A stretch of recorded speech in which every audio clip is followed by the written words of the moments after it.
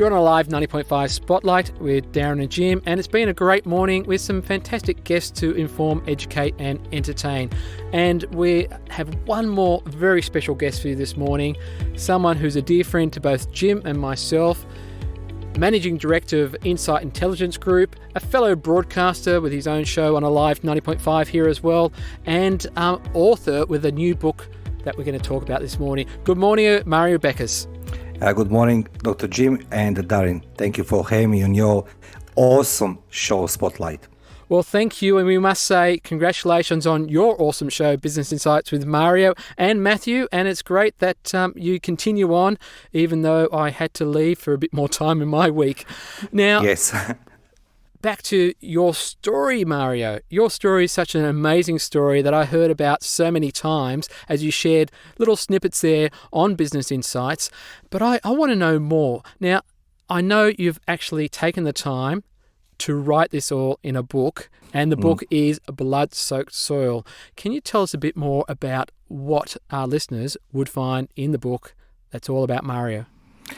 If I may start my description with saying thank you to both of you, Darren and Dr. Jim. I'd like to listeners understand that dreams really come true.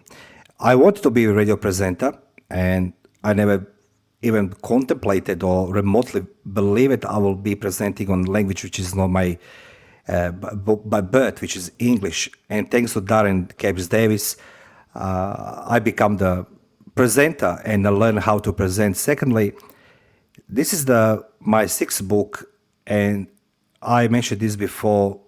On my very first book, Competitive Business Intelligence, I approached to Dr. Jim Taggart, and he's the only one person who found time for me, and that was 10 years ago. And I remember being so embarrassed to ask the gentleman of his stature to help me writing the foreword, and Dr. Jim Taggart kindly accepted and say yes. So before I start talking about book, I just like to say to people to believe in themselves that everything in life unfolds in right moment, and you meet the right people who will hold your hand like Dr. Jim and Darren did for me, even I'm 40 years old. So thank you both. As for the book, I got two different feedbacks. Somebody told me that this book is in writing for 48 years. Perhaps it is, that's how old I am right now. But this book took me to write 6 months, and I improvised quite a lot by writing this book. I tried for a couple of years to put words on paper by typing, and then yet there was never be end on sight. And I decided to approach a little bit more creative things, which I learned from Darren. So I took the mic and I started recording my book in audio version, and then I get to transcribed, and then proper publisher edited this. And this book, firstly, I like to explain that this book is a bridge between a reader and their desires and their life they wanted to see, and they want to achieve the goals or whatever they heart desire. Why I'm saying that the bridge, I'd never been ready to be the soldier, and I've never been ready to go in the war. I want to be soldier, I want to be officer. However, when you're 18 years old, you're dreaming about chasing girls and having your own car, living the life, in the freedom. Even I was born in society of communism and socialism. Life was a very different what I have today in a free democratic society. So my dreams were very simple, And then yet, on the 14th of July 91, my life crashed, literally. First, I found out my parents, they left me. They left me a nice note, we're okay. And a couple hours later, I was ready in a war as a teenager. So in my book, I described not as a combat and, explaining how brave I was and, that everything was perfect for me and I was most desirable person. Then my book, it's quite opposite.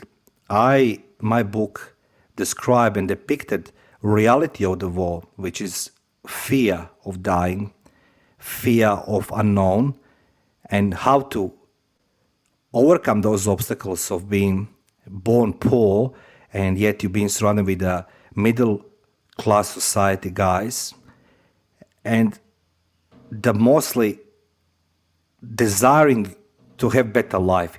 So my book is about pain, about fear, how to overcome obstacles, and that everything what we need in our life to be successful and happy, it's inside of us. And there's nobody there who has magic wand or stick can make this happen for us except ourselves. I wanted Mario to paint the picture because, and I hope I don't bring back too many sad and reflecting moments, but listeners, Mario was approximately 17 years of age. Just think about that, 17.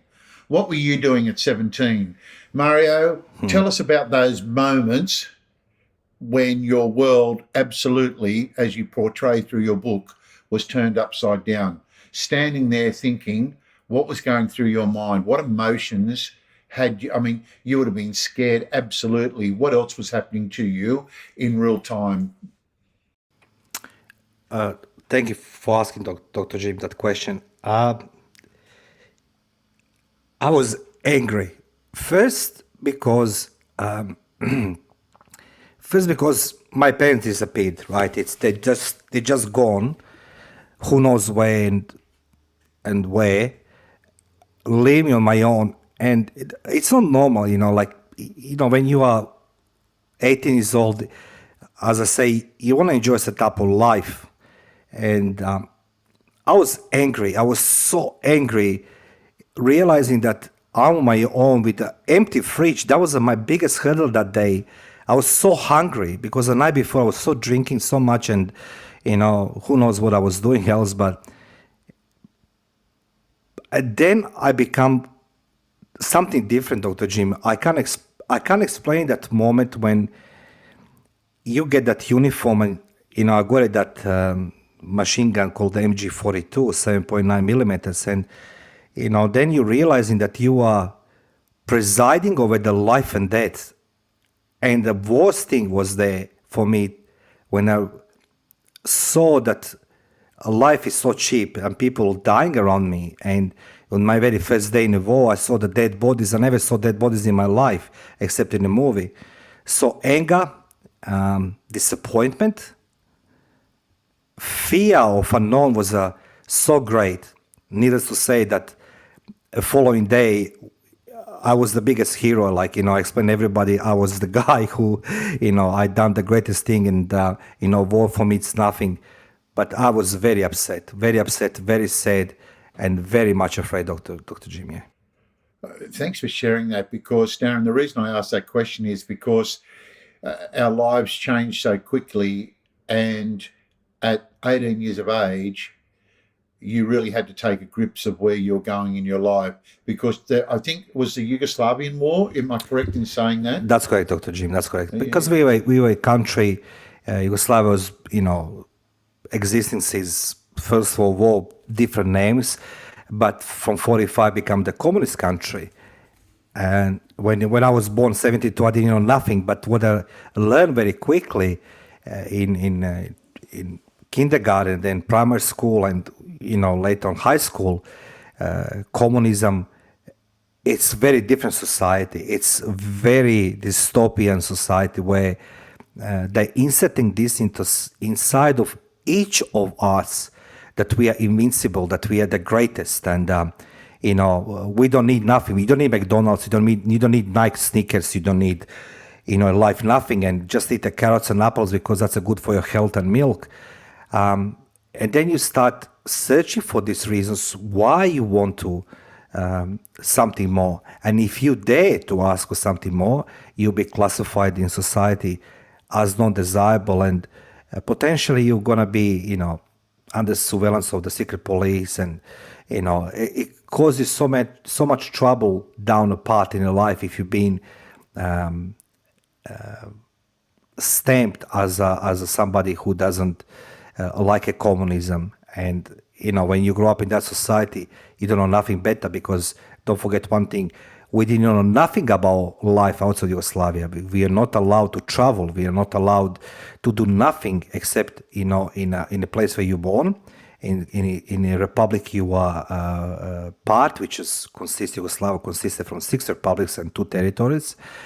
And then, everybody told us in school, we are all the brothers and sisters, and we knew that every republic has a different letter, different religion, different vocabulary. Everything was different, and yet we live in that dystopian society, which is being ruled by the secret police. So it was different society, yes.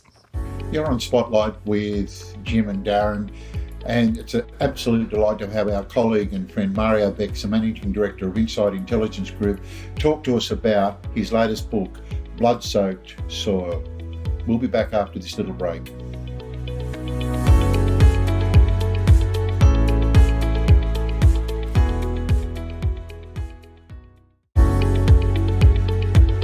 You're on Alive 90.5 on Spotlight with Darren and Jim, and absolutely delighted to have on the line our very, very close friend and a person that is part of our world, Mario Bekes, the Managing Director of Inside Intelligence Group, fellow broadcaster, author, and we're talking about his 6th book, The Blood-Soaked Soil.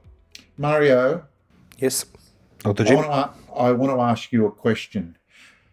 How did the title come about, and what does it mean to you? Would you be so kind as to share your thoughts and emotions with our listeners? Thank you for asking this, Dr. Jim. I like to say, looking back at my life from the safe distance of being 48 years old, reflecting on what my life was like being thrown into the midst of the war, I can say I consider myself very lucky. And what I learned from the early age in communism, they spoke to us about all these, sacrifices of generations before us and how they bled and everything else. But then I never witnessed this. However, my very first touch with the war was I witnessed it from my balcony of my unit. One evening there was a group of the women praying on the street for the peace, and suddenly shelling started, and there was a lot of horrific scenes there to see the blood and on asphalt, on concrete, on splattering parts of the bodies on the walls and everything else. But then that was just a start. But then I realized that the freedom has the price, particularly when you're fighting one system to replace another, communism with democracy. And I witnessed it so many times that people will sacrifice or pay the ultimate price, life, for the freedom. And every time what happened to me when I was in combat and somebody will die from the wounds or being injured, the blood was everywhere. And that blood was being dragged, like from one part of the village or city to another, to the cornfields. So I realized that we need to learn that in life, nothing doesn't come for free, and that we need to be prepared, that we need to soak the soil with the blood for our beliefs, as we did have. And that was for me the most dramatic experience, seeing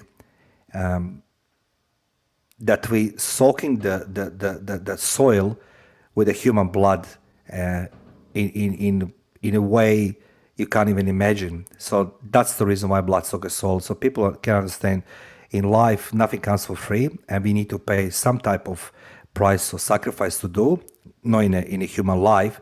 But I saw that many people around me, they paid the ultimate price for their life, and was always trail of the blood, which I can't even erase today, seeing on a concrete, on asphalt, on the grass, on corns and wheat and homes.